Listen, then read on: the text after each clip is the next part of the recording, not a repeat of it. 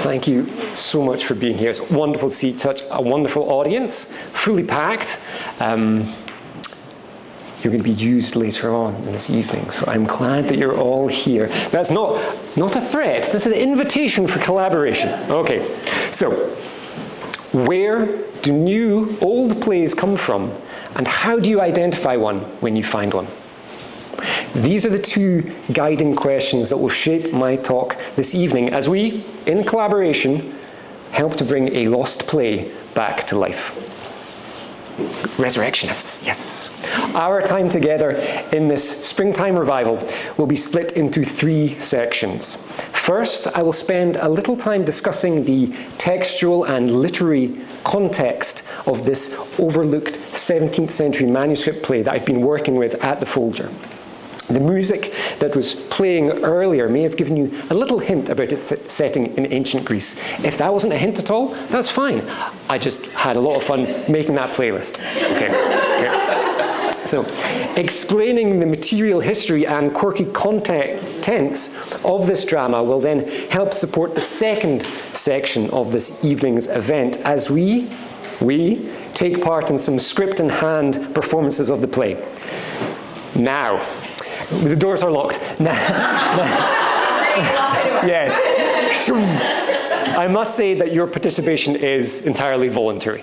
I'm sure there will be many of you who absolutely do not want to perform, as I am confident, that a few of you will relish the chance to give voice to a play that was probably last performed, yes, please come in, probably last performed in the years of Charles I's reign, so almost 400 years ago.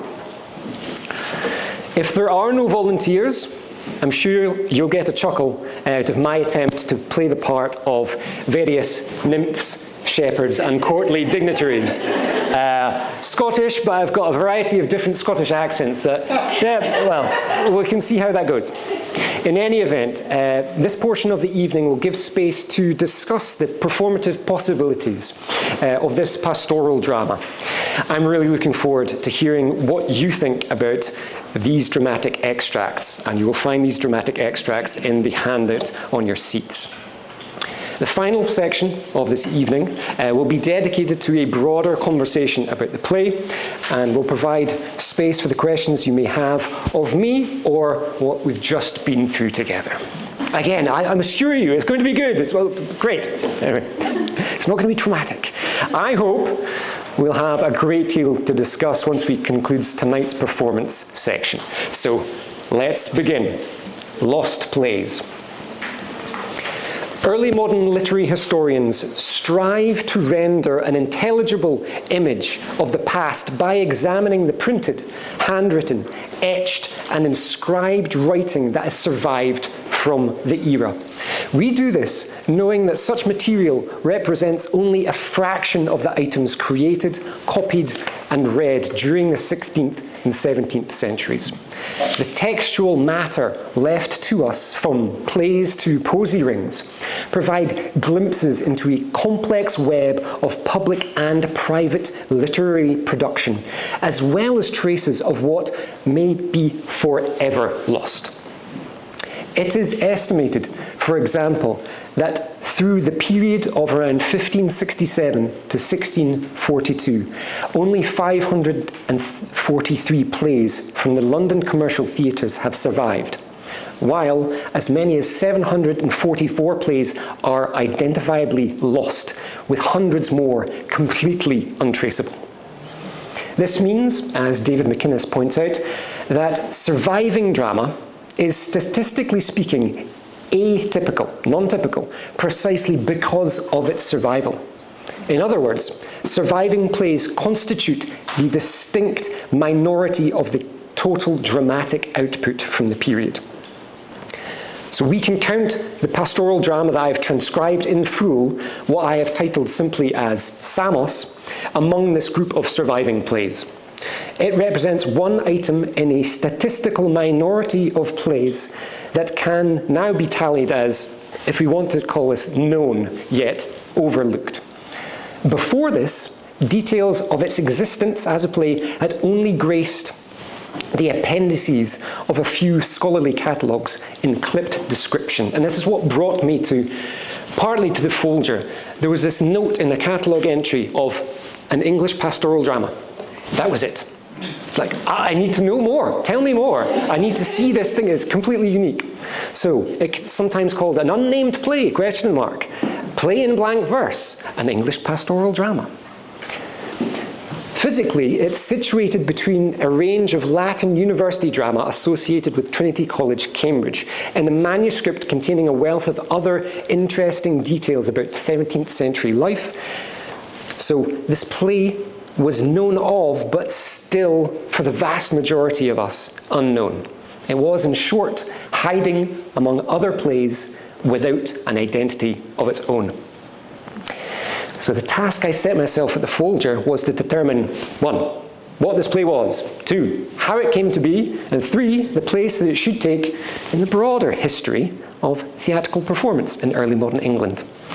And I am incredibly grateful to the Folger for giving me an opportunity to work on this play. Its presence in this library is testament to the fact that there is still a great deal more to know about the early modern world from the materials that survive from the time. More work needs to be performed, and the Folger stands as an incredibly important place where future discoveries may be made. We need more people working on these things that have been overlooked. Okay, what is this play and why does it matter? Plot and setting in a nutshell, and now we'll get on to the fun stuff of reading this play out and collaborating. Okay, so imagine yourselves. You are an inhabitant of the island, Samos. The inhabitants of Samos, set in the eastern Aegean Sea, have suffered ever since the kingdom of Thrace took rule over their small island. Every 15 years, as the old shepherd Syringus laments, the great and cruel king of Thrace abducts several children from the island, and in recent memory, the number of this dire tribute has increased. Prior to being hooked within the king of Thrace's empire, Samos was, and I quote, the paradise on earth, but now represents to its peoples the hate and scorn of fate. The time for a new set of children to be taken is soon at hand, and the play begins with the more senior shepherds of the island preparing to meet the king of Thrace's representative. The people of Samos want to know what happened to the children who were taken last time and what will befall a new set of children this time around. So it is within this background of empire, of abduction, of loss, that the play traces the fortunes of the shepherds and nymphs of the island.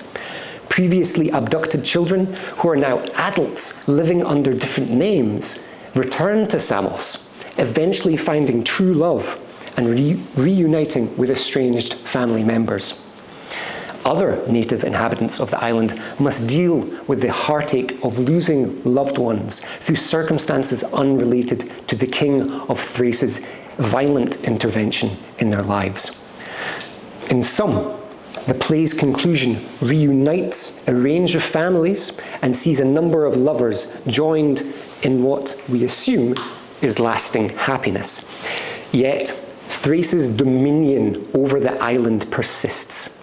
The threat of violence and forced rule is not dispelled through the play's conclusion, but at least its inhabitants manage to avoid any direct punishment for the indiscretions they have made against the king. One may feel a little uneasy by the end of this play. We have a play's epilogue that comes on stage and directly addresses the audience to give you an indication of maybe what you should feel as an audience member of this conclusion. And they say, and I quote, "'Twas meant a comedy, but your dislike will prove it a tragedy. 'Tis altered then by you. And is it not? Why, 'tis your own, and not the poet's fault, for he never meant a tragic scene, but strived to please with what his comic muse had hied. In short, if you don't like it, tough. That is your fault." Okay, in a nutshell, over. Where does this play come from? So the structure, and you'll need to bear with me here, the structure of the play derives from a range of sources. It is primarily an English adaptive translation of a Latin manuscript play called Skyros, written by Samuel Brooke, 1613. Skyros is first performed for the young Prince Charles I in 1613 at Cambridge, a year after he became the heir apparent after the death of his elder brother. Skyros, the earlier surviving Latin manuscript play, survives in 8 manuscript witnesses, so 8 surviving documents. I have inspected all of them. That was a hard task. While Samos, the play that the Folger has, is utterly unique. It only survives in an English adaptation here, housed in the Folger. So having inspected all of the other 8 manuscript copies of the Latin earlier play, the source play, I can confirm that the 2 plays squeak away. This is great. I need effervescence in my life. I can confirm that the plays differ from and relate to one another in several key ways. Whoever wrote Samos, the play housed here, the English play, used Skyros, the Latin play, as their template, expanding on certain parts, changing and trimming dialogue, as well as streamlining sections of the Latin that were, for the purposes of the English performance, maybe unnecessary, maybe too long, maybe too tedious. Maybe I'm being too tedious. We'll get to the kernel of the thing. From the details mentioned in the first of its 2 prologues, Samos was also performed for a paying public audience in the 1630s. Brooke's Skyros, the Latin play, was on the other hand performed only for a royal and courtly audience on one night of Prince Charles I's visit to Cambridge. So the original performance of Skyros, the Latin play, was said to last around 7 to 8 hours. On a previous night, Frederick V, the Platonists representative from the Rhine region of Germany, fell asleep during another Latin play. The play started at 7 at night and finished at 1 in the morning. This dignitary from Germany did not like it too much. Okay, fine. Samos, the play that I've transcribed, is around 2,400 lines of dialogue long. So it makes it roughly the same length as something like Twelfth Night, something like Pericles, something like Timon of Athens. It's much more digestible. I think also changing from Latin to English will make it more fluid for people on stage. Okay. The next turn of the screw before we get into the juicy stuff concerns the structure of Samos's sources.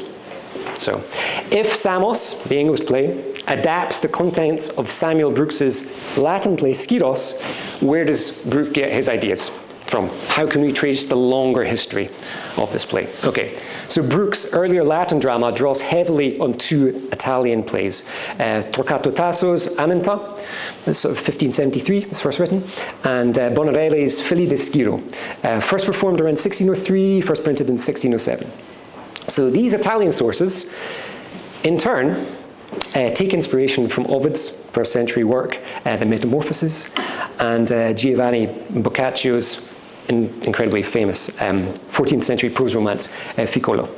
So, in sum, tracing the literary history of Samos, the English unique manuscript play held by the Folger, reveals that it's Romans and Italians all the way down. It's just like, this is our pathway through literary history. The opening of Ovid's Metamorphoses talks about the Carnem Perpetuum, the everlasting song of life, what humans do with each other's sources. So Samos seems to be just another iteration of the continual song of human invention. And we can't dismiss Ovid and Boccaccio's influence on English Renaissance drama, especially in the house of Shakespeare. Just think how important the Metamorphosis was to things like Venus and Adonis, Midsummer Night's Dream, The Tempest. You can go on and on and on. So, the unknown author of Samos is therefore indebted to a pan-European history of literary creation.